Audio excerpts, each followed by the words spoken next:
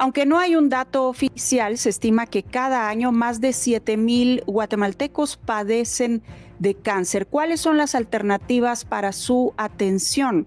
¿Cuáles son los principales tipos de cáncer que se registran en el país y sus causas? ¿Cómo está funcionando la Ley de Atención Integral del Cáncer que fue aprobada hace un año en el país? Hoy, conversación directa con el doctor Joaquín Barnoya, ministro de Salud Pública y Asistencia Social. Comenzamos.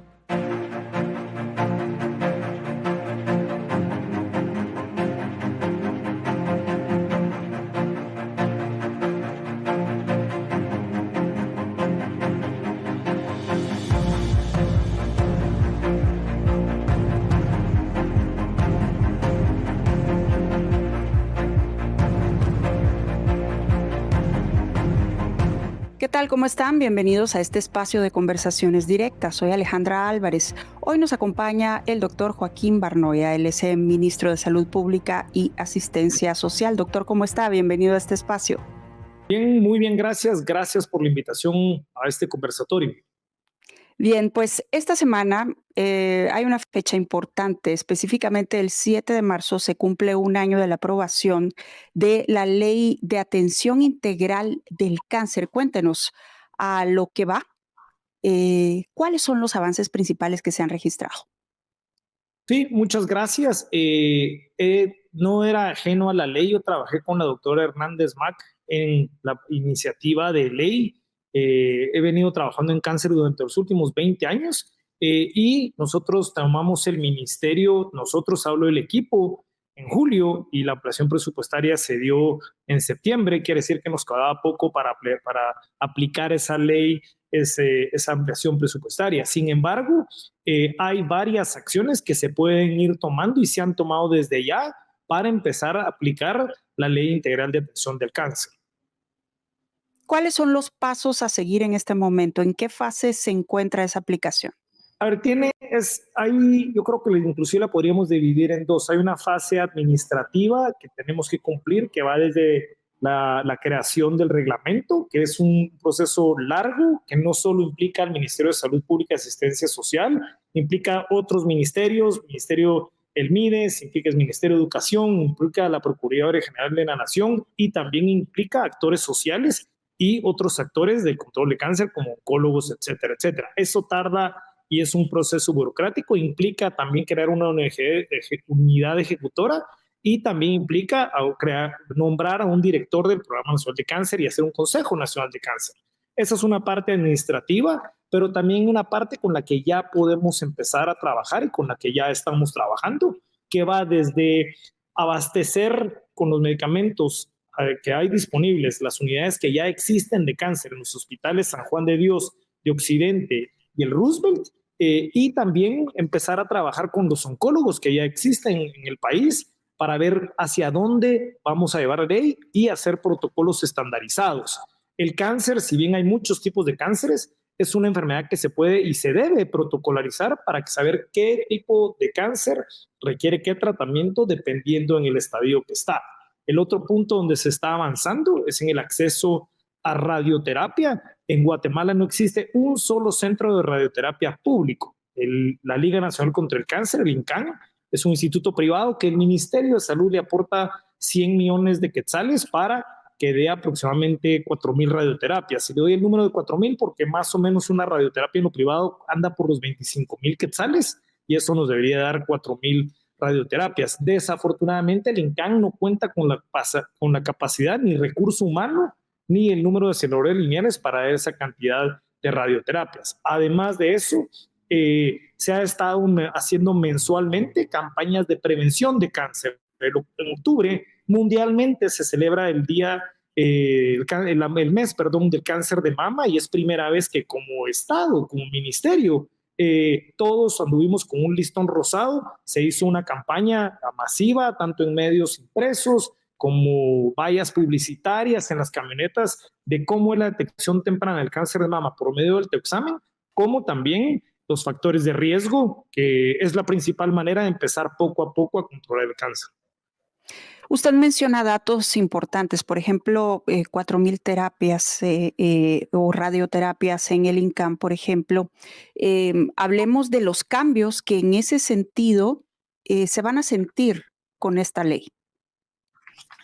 A ver, va a ser complicado porque el cáncer es una enfermedad catastrófica que si ahorita pusiéramos todo en pausa, los factores de riesgo todavía va a seguir aumentando. ¿Por qué? Porque la población vive más. El principal factor de riesgo para cáncer es la edad. Entre más vive una persona, más riesgo tiene de desarrollar cáncer. Sin embargo, a eso hay que agregarle que tenemos un aumento en los factores de riesgo. Todavía hay un alto consumo de tabaco, ahora con cigarros con sabores y cigarros electrónicos, alto índice de sedentarismo, obesidad y alto consumo de comidas ultraprocesadas. Entonces, por un lado vamos a tener más gente con cáncer, pero por otro lado tenemos que tener más medicamentos para tratar a las pacientes y los pacientes que ya tienen la enfermedad. Esto complica la situación porque tampoco hay suficiente recurso humano para tratar el número de pacientes que está teniendo el país. En Guatemala solo hay una residencia de oncología. México tiene 16. Quiere decir que cualquier médico que se quiera especializar, la mayor parte tienen que irse al extranjero. Y encima de todo, toma mucho tiempo crear un oncólogo. Son mínimo 6, 7 años de medicina, más un par ahí de medicina interna, más otros 2, 3 de oncología. Más o menos estamos hablando de 12 años para crear un oncólogo. O sea que a pesar de que pudiéramos tener los fondos, el recurso humano es limitado para cubrir la demanda de cáncer que hay. Y esto no es exclusivo de Guatemala, esto es mundial. Hablemos de esa demanda, doctor. ¿Cuántas personas al año en Guatemala padecen de cáncer? Desafortunadamente no existe un registro poblacional de cáncer, que es algo de lo que ya empezamos a trabajar, que está incluido en la ley. Los registros poblacionales de cáncer son lo que se usan mundialmente para decir qué tipo de cáncer hay, cuántos hay y en qué estadios hay. Eso es lo que se utiliza para hacer un programa nacional de control de cáncer.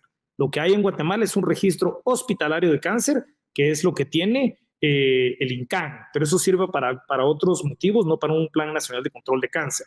Aproximadamente se estima, según Globocan, que viene de la Agencia Internacional de Investigación en Cáncer de la OMS, hay más o menos 7,000 casos de cáncer nuevos al año. ¿Y cuál es el tipo de cáncer que más se registra en el país? Eso depende del sexo y también del nivel socioeconómico. Del sexo, en los hombres es próstata, en mujeres es mama y cervix, estómago también está arriba, igual que cáncer del hígado. Pero aquí también hay que tener cuidado porque no somos una sola Guatemala, hay múltiples Guatemalas y dependiendo de dónde vive uno, es los factores de riesgo que uno va a adquirir y esos factores de riesgo determinan qué tipo de cáncer va a tener. En el área rural, poblaciones de bajo nivel socioeconómico es cervix y estómago. En el área urbana es próstata y mama. Eso quiere decir que también hay que abordar los servicios de salud. No es que nosotros vamos a hacer a todos lo mismo, porque no se puede, porque no todos están teniendo lo mismo. Y hay estrategias de prevención que son muy efectivas, pero pagan a largo plazo. La vacuna contra el virus del papiloma humano es un excelente ejemplo. Hasta el 90% de los cánceres de cervix son causados por el virus del papiloma humano. Y si nosotros vacunamos a todas las adolescentes ahorita del país, eso sería una excelente estrategia, pero va a pagar a 10 años. Mientras tanto, tenemos que seguirnos preocupando de esas mujeres que todavía van a padecer cáncer de cervix. ¿Ustedes desde el Ministerio de Salud tienen estudios o se puede determinar las causas de por qué son este tipo de cáncer los que más se registran en Guatemala? Nosotros desde el Ministerio de Salud no tenemos esa capacidad de hacer ese tipo de investigación. Se han hecho investigaciones en colaboración con universidades del extranjero y si es la pobreza es una causa de cáncer, el virus del papiloma humano, principalmente las cepas 16, 18, 20 y 21 son los que más casos de cáncer de cervix causan. El cáncer de estómago está relacionado con el Helicobacter pylori, que es muy frecuente en nuestras poblaciones. Y el cáncer de próstata no tiene una determinante de factores de riesgo. La obesidad causa cáncer, sin embargo, la asociación con cáncer de próstata es muy débil. Sí sabemos que la obesidad causa cáncer de esófago, cáncer de estómago y cáncer de mama. Eso ya se sabe porque también es una enfermedad que no es que nosotros tengamos que estar haciendo estudios por todos los países para determinar qué causa cada factor de riesgo. Es como que si quisiéramos hacer un estudio en Guatemala, si el tabaco causa cáncer de pulmón. Eso desde hace 50 años lo sabemos. El tabaco causa 12 tipos de cánceres como mínimo. Eso ya no hay que hacer la investigación, sino implementar políticas públicas para controlar estos factores de riesgo. Ministro, de esos 7,000 casos estimados que tienen ustedes de personas que padecen cáncer al año en Guatemala, ¿cuántas se atienden en servicios alternos y en servicios privados? Esa es una muy buena pregunta que desafortunadamente, como tenemos un sistema de salud fragmentado, no tenemos la respuesta como deberíamos tenerla, la evidencia que deberíamos de tener. Mi percepción como ministro de Salud es que hay una, y eso hay, gente en Tecpan ha hecho mucha investigación, esto se llama Wikukawok, donde se llama navegación en el sistema de salud, que navegan de lugar en lugar y últimamente terminan en el sistema público por razones económicas y desafortunadamente fallecen en el sistema público. Pero lo que el paciente tiene que buscar es dónde va a encontrar la mejor opción para tratarse y también para diagnosticar el cáncer. Es uno de los problemas que ha pasado con el Papa Nicolau. El Papa Nicolau en todo el mundo probó que podía disminuir la mortalidad por cáncer de cervix. En Guatemala no. ¿Por qué? Porque como el sistema de salud está fragmentado, no es suficiente que a usted o a una mujer le hagan un examen, le hacen mamografía, Papa Nicolau, o a un hombre un PSA, si no va a haber el seguimiento adecuado.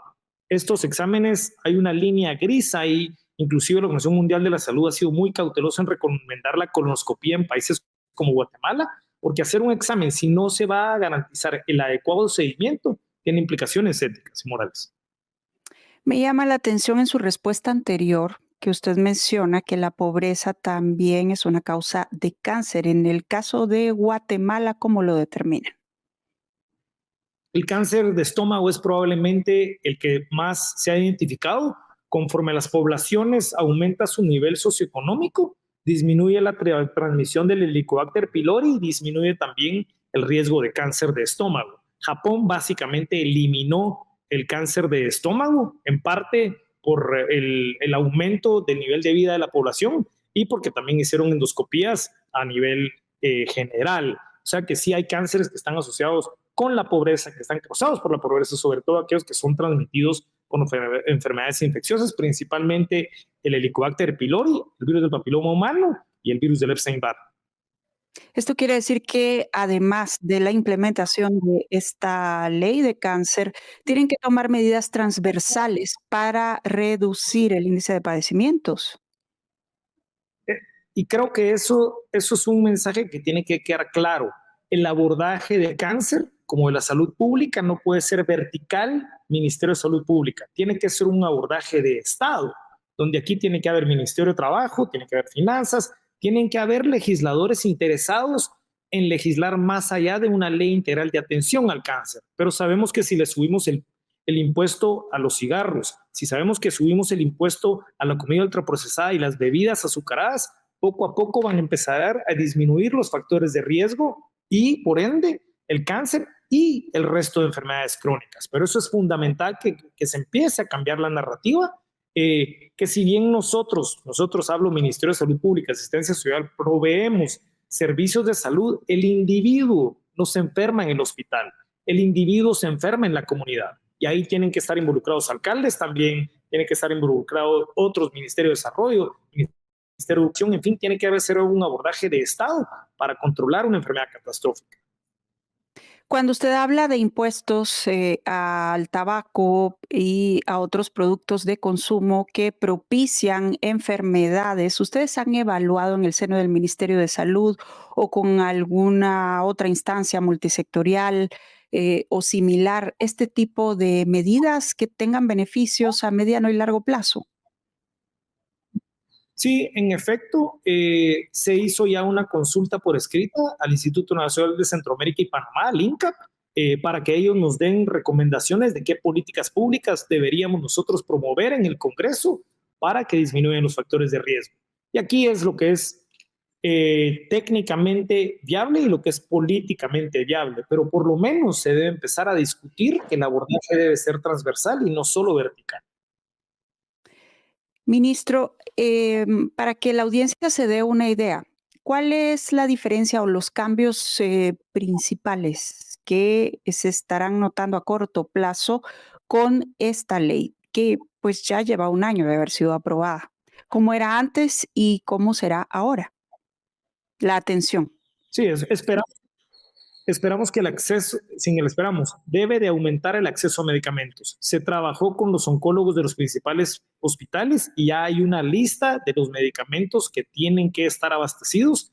Obviamente hay múltiples maneras de comprarlos, desde UNOPS hasta Secomisca, hasta irlos a comprar nosotros directamente, y tiene que haber más disponibilidad de esos medicamentos. Además, mensualmente se están haciendo campañas de concientización acerca de todos los cánceres que hay. Este mes que recién pasó fue el mes del cáncer infantil. El día de hoy es el Día Mundial contra la Obesidad. Hay que reconocer que la obesidad, si bien causa diabetes, también causa cáncer.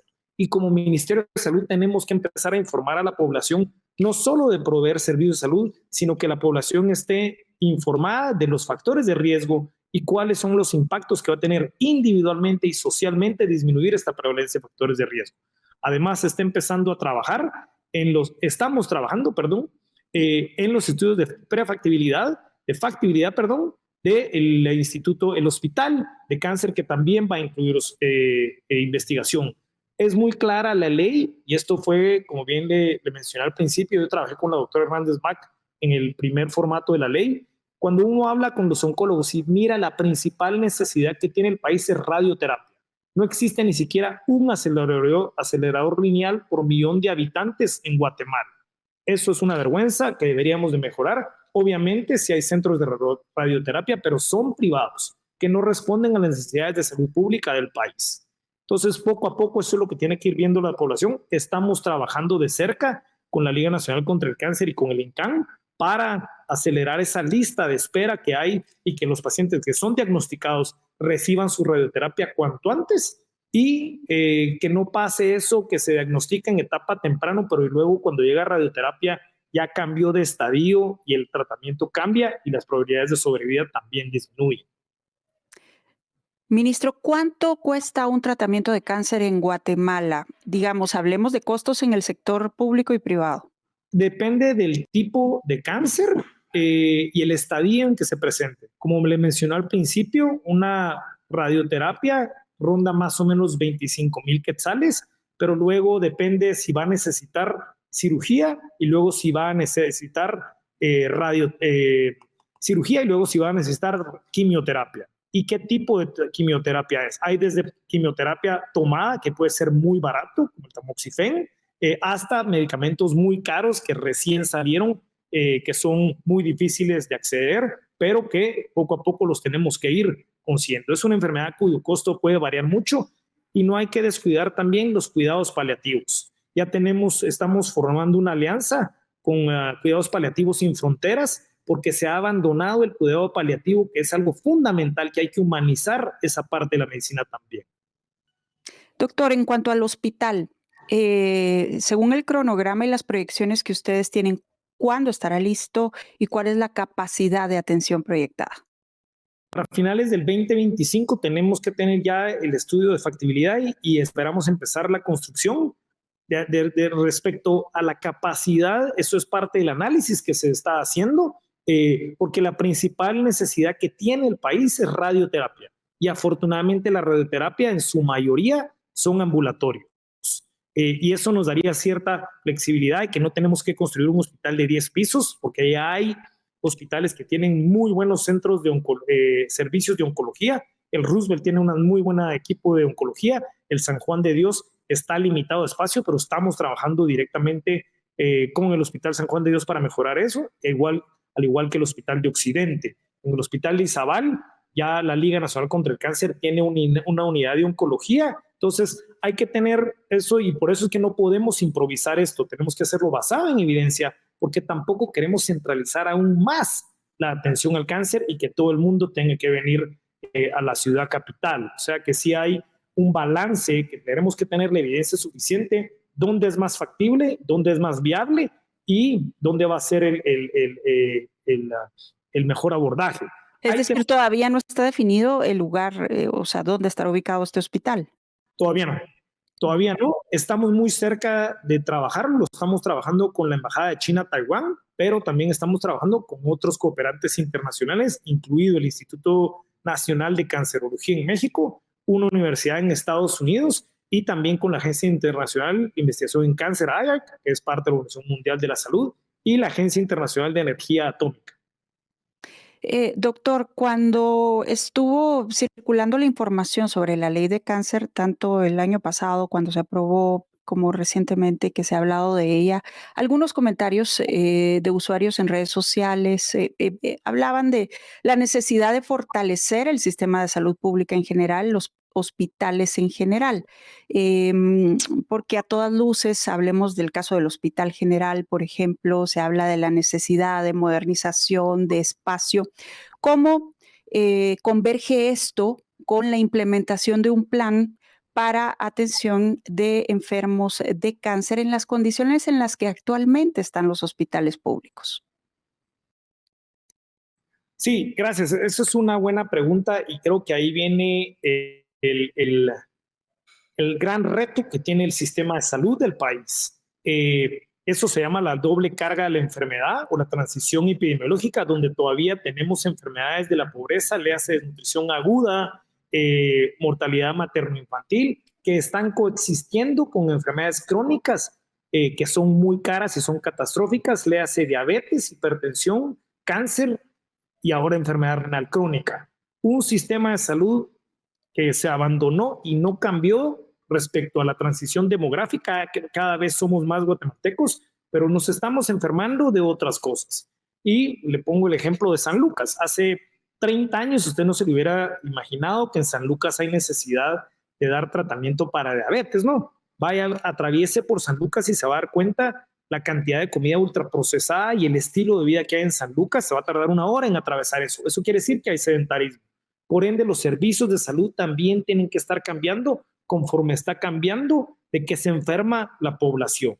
Y ese creo que es ese es el gran reto que poco a poco tenemos que ir abordando. Atención primaria en salud, si bien uno sigue pensando en inmunización, desparasitación, flúor, control prenatal, fundamental, ¿sí?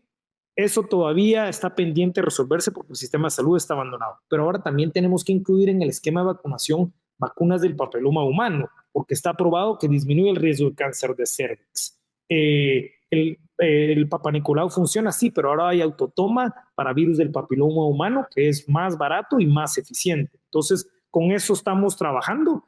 Son enfermedades crónicas que no tienen soluciones a corto plazo agudas, son soluciones a largo plazo. Y lo que esperamos como equipo es dejar sentadas las bases para que poco a poco se vayan abordando las ambas lados de la carga de la enfermedad.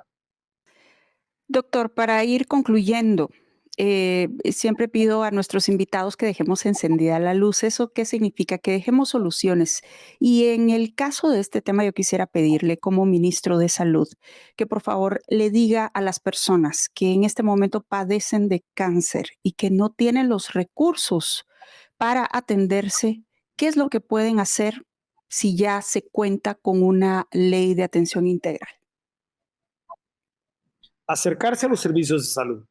Hay una vía de comunicación en el sitio web del Ministerio de Salud y hay que acercarse a los servicios de salud. Y hay que pedir los medicamentos y hay que exigir que se les trate.